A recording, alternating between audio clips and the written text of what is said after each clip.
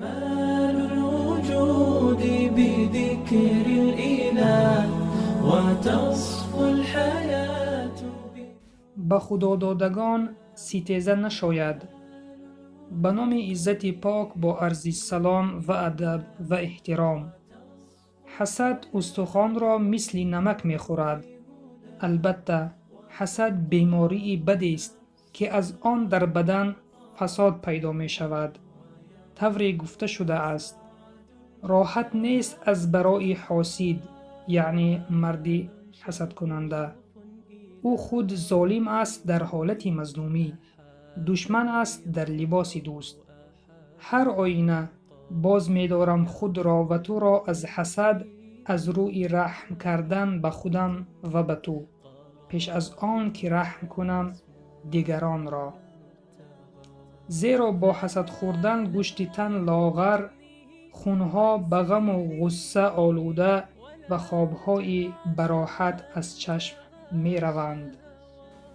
حاسد به تنور آتش می ماند و خودش در آن می سوزد. حسد یک بغض است، یک بلای است که همیشه به سرت غم و غصه، دلتنگی، سوزش جان و بیماری را می آرد که تا از تو نکوترین لذت حیات را برهم زند. گناه حاسد آن است که او با تقدیر خصومت ورزید، به خالق خویش تهمت کرد، به صاحب شریعت بیادبی کرد و صاحب راه را خلاف کرد. اما حاسد هیچگاه نمی داند و دانستن هم نمی خواهد که دهنده و گیرنده، خار کننده و عزیز کننده فقط الله است. پس چرا ما به آن نفری که الله به او مال و ثروت داده است و یا از جهت فضل کسی را از دیگران برتری بخشیده است حسد می خوریم؟ چرا؟ حسد درد است که با آن درد هیچگاه اجر نیک به صاحبش نمی رسد. حسد بلای است که با آن نفری حسودی در بلا مانده ثوابی نمی گیرد. پس حاسد همیشه در بلا و عذاب و شکنجه است تا آن زمانی که بمیرد یا نعمت آدمان از دستشان برود. همه قشر جامعه انسانیت صلح را قبول دارند الا جامعه حسودان که هیچگاه صلح را نمیپذیرند.